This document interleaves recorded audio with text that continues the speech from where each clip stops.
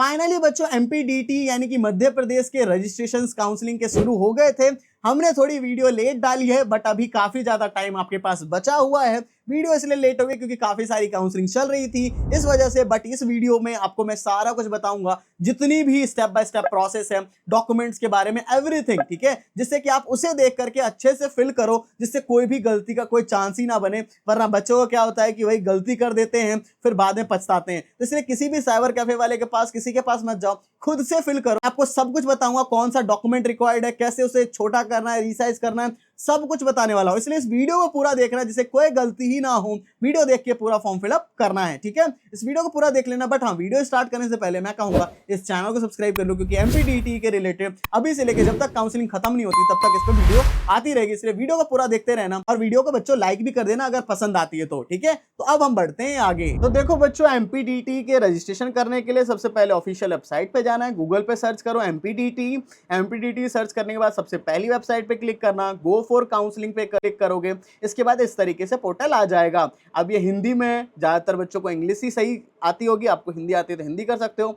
हमें ज्यादा सही से इंग्लिश है तो इंग्लिश पे हमने क्लिक किया। इस तरीके से आ जाएगा। हमें क्या है, इंजीनियरिंग के लिए अप्लाई करना है। तो अब क्या करना है, देखो यहाँ पे आएगा select course for counselling. Graduate programmes पे हम लोग चले जाएंगे, बैचलर ऑफ टेक्नोलॉजी पे चले जाएंगे, फिर अप्लाई फॉर काउंसलिंग पे क्लिक करेंगे। देखो बच्चों, यहाँ पे 25 जुलाई तक आपके पास टाइम है। तो जब हम वीडियो डाल रहे हैं तो अभी भी आपके पास पूरा बचा हुआ है टाइम, ठीक है, कोई दिक्कत वाली बात नहीं है। वीडियो हमने थोड़ी लेट डाली क्योंकि काफी सारी काउंसलिंग सब चल रही थी, तो उसके लिए परेशान नहीं रहना है, ठीक है। अभी आपके पास पूरा टाइम है, फिर चॉइस फिलिंग भी आपकी चल रही है। क्लिक हेयर पे क्लिक करोगे यहाँ से, फिर आएगा कि आप लोग किस लिए, जेई मेंस की बेसिस पे ही बच्चे अप्लाई कर रहे होंगे और तो कोई बेसिस पे करेंगे भी नहीं। तो बस यहाँ पे आपको टिक कर देना है। टिक करने के बाद कंटिन्यू पे क्लिक कर देना है। अब आपको जो जेई मेन का एप्लीकेशन नंबर है वो आपको एंटर करना है और जो डेट ऑफ बर्थ है वो करेक्ट एंटर। अगर आप गलत एंटर करोगे तो ये आगे ही नहीं बढ़ेगा, ठीक है। फिर इसके बाद पूछ रहा है 85+3 कितना होता है, हमारा 88, वो एंटर कर लोगे। ये करने के बाद फिर व्यू डिटेल्स पे क्लिक कर देना है। जैसे ही बच्चों हम लोग क्लिक करेंगे उसके बाद हमारी सारी डिटेल्स आ जाएगी। हमारी कितनी रैंक है वो भी यहाँ पे दिखने को लिख जाएगा।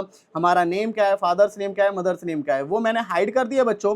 अब हम भरना शुरू करते हैं, ठीक है। सबसे पहली चीज आता है जेंडर, ऑलरेडी चूज होगा। फिर नेशनैलिटी इंडियन रहने वाली है तो इंडियन कर दोगे। इनकी वेबसाइट पे होता क्या है कि अगर हम एक चीज सेलेक्ट करते हैं ना तो पहले उसे वो सेव करता है, उसके बाद फिर से ये पोर्टल बार बार आपको रिफ्रेश देखने को मिलेगा। तो ये मुझे बेकार लगता है इस वाले काउंसलिंग का, तो ये बेकार चीज मुझे लगती है। बाकी क्या कर सकते हैं, हमें तो भरना ही पड़ेगा। फिर ठीक है, तो यहाँ से आता है आपका स्टेट, आप कौन से स्टेट से रहने वाले हो। किसी दूसरे स्टेट से आप लोग मान लो हो लक्षद्वीप या कोई भी दूसरा स्टेट डालोगे तो आपको क्या किया जाएगा, एक जनरल कैटेगरी की तरह ही ट्रीट किया जाएगा। लेकिन अगर आप लोग मध्य प्रदेश से ही होगे तो देन जाकर के आपको जो ट्रीट किया जाएगा, आप कोई भी कैटेगरी चूज कर सकते हो, general, EWS, OBC, SC, ST.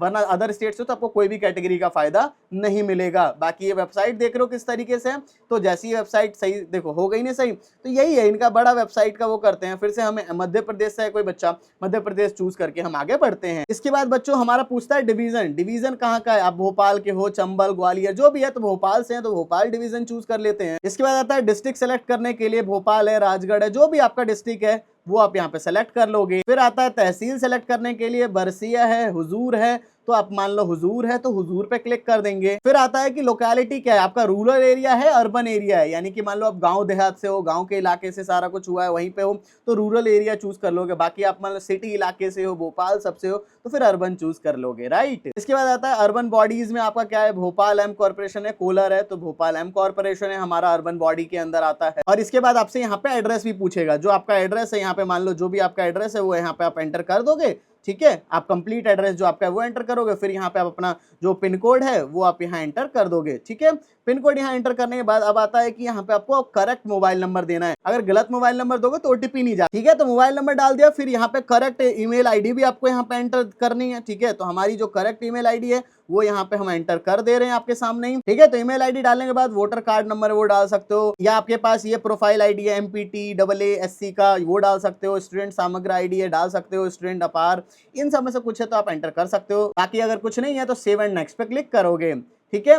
जैसे ही सेव एंड नेक्स्ट पे क्लिक करोगे तो आएगा mobile number has been change, click send OTP and enter valid OTP, ठीक है। तो यहाँ पे सेंड ओटीपी पे हमें क्लिक करना है। जैसे ही कि हमने सारी डिटेल्स भर ली तो ओटीपी यहाँ पे जो हमें हमारे पास रिसीव होगा, ठीक है, यहाँ पे जो भी हमारे पास ओटीपी यहाँ पे हमारे फोन में ही आ जाएगा। यहाँ से हम ओटीपी देख करके यहाँ पे एंटर कर देते हैं। तो अब हमने एंटर करके फिर आगे आ चुके हैं। आगे आने के बाद आता है डोमिसाइल ऑफ मध्य प्रदेश। तो अगर आपका मध्य प्रदेश का ही डोमिसाइल, आप यस पे क्लिक कर दोगे। ठीक है, तो इस तरीके से यस करोगे, फिर से रिफ्रेश होगा, देन जाकर के आता है कि सेल्फ डिक्लेयर्ड और इशूड। इशूड का मतलब आपका बना बना है, पूरा सब कुछ है आपके पास, सारा कुछ डिस्ट्रिक्ट से बना हुआ है, तो आप इशूड पे क्लिक कर दोगे। ठीक है, यहाँ पे इशूड पे क्लिक करोगे, ठीक है, तो फिर से रिफ्रेश होगा। तो ये चीज़ तो आपका बार बार होना ही है। इशूड होने के बाद यहाँ पे आता है किस डिस्ट्रिक्ट से आपने करवाया हुआ है। ठीक है, यहाँ से डिस्ट्रिक्ट आप अपना चूज कर लोगे, भोपाल है तो भोपाल चूज करके फिर यहाँ पे आपको एंटर डाल देना है। सर्टिफिकेट का जो नंबर है वो यहाँ पे आप एंटर कर दोगे। ठीक है, अगर आपका नहीं है, सेल्फ डिक्लेयर्ड है, तो वो भी कर सकते हो। फिर इशू वाली डेट जो आपकी रहने वाली है वो आप यहाँ पे एंटर कर दोगे। ठीक है, फिर यहाँ पे इशू वाली जो डेट है आपकी, वो जब भी आपका इशू हुआ होगा तो वो आप यहाँ पे एंटर कर दोगे। राइट, इसके बाद आता है आपकी कैटेगरी कौन सी है। इसके बाद कैटेगरी में आपको मान लो आप लोग ओपन कैटेगरी से हो तो आप अनरिजर्व यूआर पे क्लिक करोगे, एसटी से हो तो एसटी, एससी से हो, ओबीसी हो। अगर मान लो कोई बच्चा ईडब्ल्यूएस है तो वो कैसे करेगा, इस पे अनरिजर्व पे क्लिक करेगा। ठीक है, इसके बाद यहाँ पे नीचे उसको ईडब्ल्यूएस का सेक्शन देखने को मिलेगा यहाँ पे, फिर यहाँ से ईडब्ल्यूएस करके चूज कर लेगा। यहाँ पे देखो, यहाँ आया ना, यहाँ से चूज करके यस कर लेगा। ठीक है, बाकी कैटेगरी यहाँ पे दोबारा से आप एंटर भी कर लोगे अनरिजर्व्ड यूआर पे क्लिक करके। फिर अगर इसके अलावा कोई आपका है तो वो आप कर सकते हो। फॉर एग्जांपल के लिए आप देखो अनरिजर्व करेंगे तो आपके पास नीचे टीएफडब्ल्यू वाली सीट का भी अप्लाई करने का ऑप्शन आएगा। ठीक है ना, अगर मान लो आपका 8 लाख से कम की इनकम है तो वो भी आप यस करोगे।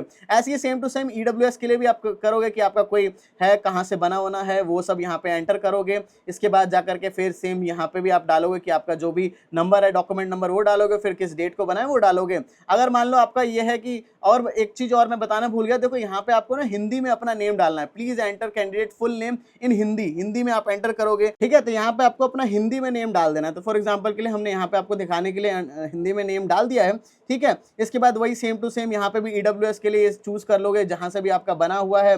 ठीक है, फिर यहाँ पे आप डाल दोगे कि उसका जो भी डेट है, मतलब वो जो है सीआरएन नंबर वो डाल दोगे, कब इशू हुआ है वो भी यहाँ से एंटर कर दोगे।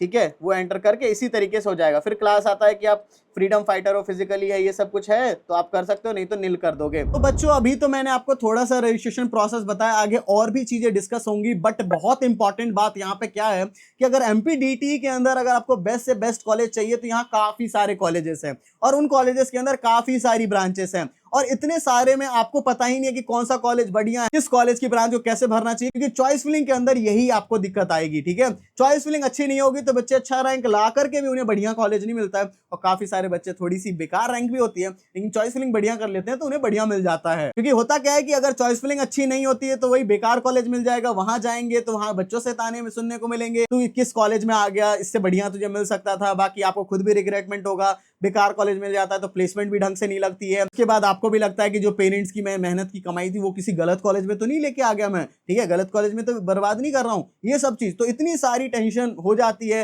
तो अगर आप नहीं चाहते कि आपकी ऐसी कुछ हो आपके साथ तो you can join our counselling support, क्योंकि हमें एक्सपीरियंस है 5 to 6 इयर्स का, जिससे कि हम आपको बेस्ट से बेस्ट चॉइस फिलिंग कराएंगे, जिससे कि आपको बेस्ट से बेस्ट कॉलेज एंड ब्रांच दिलवाने वाले हैं। इसकी मैं फीचर्स बता देता हूं। जैसे ही आप लोग ज्वाइन करते हो, ज्वाइन करते आपको एक व्हाट्सएप ग्रुप में ऐड करा दिया जाता है। व्हाट्सएप ग्रुप में आपके जितने भी चीजें अपडेट आएंगी सब कुछ पता चलता रहेगा, क्योंकि एक डेट मिस हो गई तो बहुत दिक्कत आती है। व्हाट्सएप ग्रुप होगा, साथ ही साथ एक कॉल सपोर्ट आपको मिलता है, यानी कि जैसे ही ज्वाइन करते हो एक कॉल भी आ जाएगा। कॉल आने के बाद सारे डाउट्स क्लियर करके एक पर्सनल मेंटर आपको अलॉट कर दिया जाता है कि अभी से लेके जब तक एमपीडीटी काउंसलिंग चलेगी, जब तक कॉलेज नहीं पहुंच जाओगे तब तक जो भी डाउट आता है तो वो सारा का सारा आप लोग क्लियर कर सकते हो।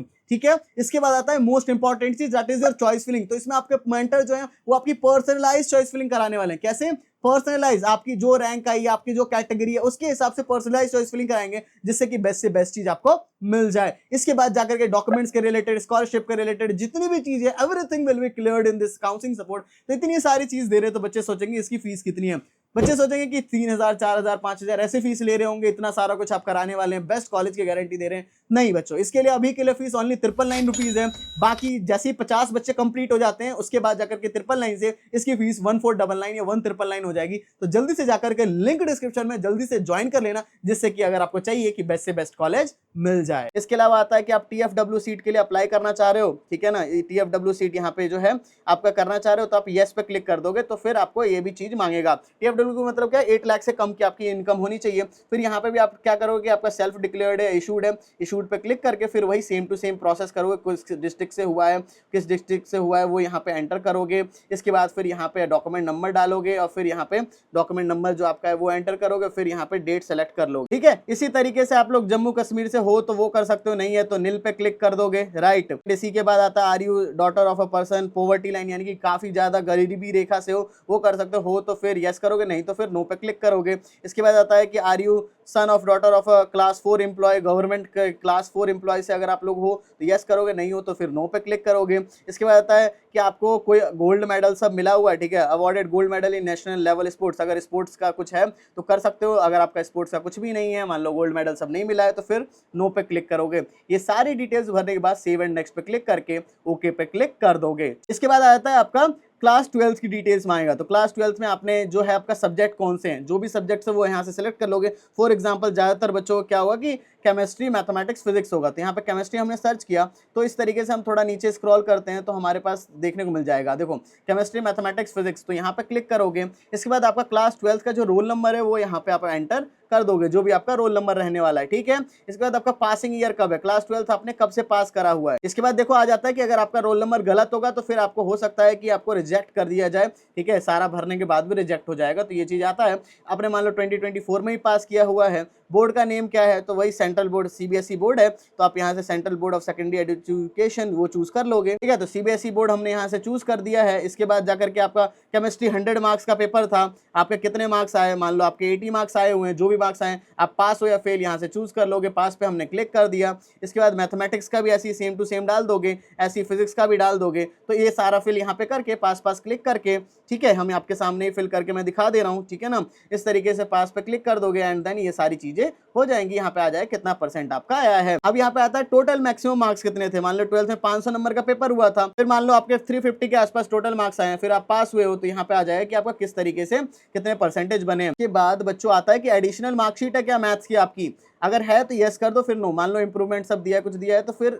यस कर सकते हो, नहीं तो फिर नो करोगे कि आपका कोई एडिशनल नहीं है। Are you employ for the wards of NTPC के एम्प्लॉय हो, मान लो आपके फादर सब एनटीपीसी सब में काम करते हैं, नहीं करते हैं, फिर नो पे क्लिक करोगे। इसके बाद आता है आपका 10th की डिटेल्स, इसमें भी सेम सेलेक्ट बोर्ड करोगे, जो भी आपका बोर्ड रहने वाला है यहाँ से बोर्ड सेलेक्ट कर लोगे, जो भी आपका बोर्ड है, फॉर एग्जाम्पल के लिए हम ये चूज कर लिया। इसके बाद फिर से 10th का रोल नंबर यहाँ पे आपको एंटर करना पड़ेगा, जो भी आपका 10th का रोल नंबर है वो एंटर कर लोगे। फिर अपने क्लास 10th कब से पास किए, 2022 में पास करी, वो चूज करके फिर सेव एंड नेक्स्ट पे क्लिक कर दोगे। तो इस तरीके से हमारा ये सारा फिल हो जाएगा। तो देखो बच्चों, अगर टीएफडब्ल्यू के लिए आपने यस किया है, ठीक है, तो आप यहाँ पे बैंक डिटेल्स डाल दोगे, अगर मान लो नो किया है तो नो पे क्लिक करके सेव एंड नेक्स्ट पे क्लिक कर दोगे। अब देखो बच्चों, यहाँ पे क्या आता है कि आपका अगर मान लो आप यस करोगे ना तो फिर आपको बैंक अकाउंट की डिटेल्स भी डालनी होगी, ठीक है ना। यहाँ पे आएगा आपको सारा का सारा चीज, मैं स्क्रीनशॉट दिखा रहा हूँ आपको, तो इस तरीके से आएगा। फिर यहाँ पे आपको बैंक अकाउंट डिटेल्स डाल देनी है, जैसे हमने यस फिर नो कर दिया, क्योंकि हमें बच्चे के लिए है नहीं, तो इसलिए हमने टीएफडब्ल्यू सीट के लिए नहीं चाहिए, जिसको चाहिए वो यहाँ पे सारी अकाउंट डिटेल्स डाल देगा। बाकी बैंक लोन आपको करना है नहीं करना है, नो करके फिर 7 नेक्स्ट पे क्लिक कर दोगे।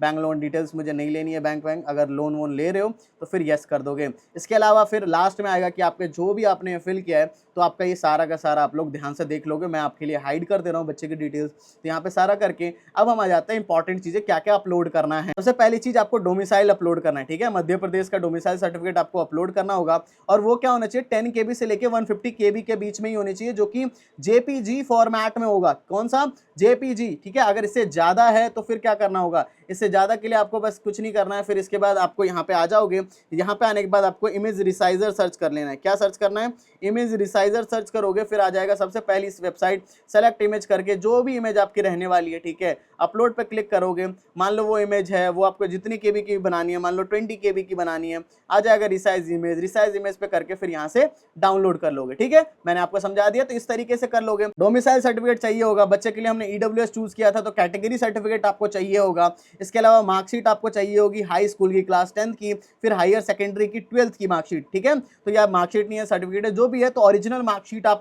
कर लेना, ठीक है ना, ओरिजिनल मार्कशीट ले आना। अगर मान लो नहीं मिल रही है तो फिर वही डिजी लॉकर वाला वाला भी अपलोड कर दोगे, अभी के लिए काम चल जाएगा। ये सारी अपलोड करोगे, बाकी आपका TFW सब होगा तो आपको इनकम सर्टिफिकेट सबकी भी डिमांड करेगा, ठीक है। तो ये सब अपलोड करने के लिए चूज फाइल पे हम क्लिक करेंगे। मान लो हमारा फॉर एग्जांपल के लिए यही है सर्टिफिकेट, मैं आपको समझाने के लिए कर रहा हूँ। अपलोड पे क्लिक करोगे, फिर अपलोड डॉक्यूमेंट पे क्लिक करोगे। अगर इसके रेंज के बीच में होगा, 10 KB 750 के बीच में होगा तो आपका आ जाएगा। फिर आप व्यू करके चेक भी कर सकते हो कि मैंने जो अपलोड की वो सारी सही है कि नहीं। तो इसी तरीके से सारा हम अपलोड कर देते हैं, ठीक है। तो सारा हमने अपलोड कर दिया, तो यहाँ आ जाएगा, ये सारी अपलोड हो गई, व्यू करके आप लोग देख सकते हो। इसके बाद आता है applicant name as per the 10th marksheet. 10th की मार्कशीट में बच्चे का नाम क्या था, जो भी नेम था वो यहाँ पे आप एंटर कर दोगे, ठीक है। जो भी नेम है करेक्ट वो एंटर करना, और जितनी भी ये सारी डिटेल्स है ना वो सारा करेक्ट भरना। इसको 10 बार चेक करना हो तो 10 बार चेक करना, लेकिन गलत मत भरना, ठीक है। सारा कुछ ढंग से चेक करने के बाद आई हेयर बाय पे क्लिक करके लॉक एंड कंफर्म। कब करना है, जब 2 बार 3 बार 4 बार सारी डिटेल्स को बार बार मैच कर ली, हाँ सब सही है,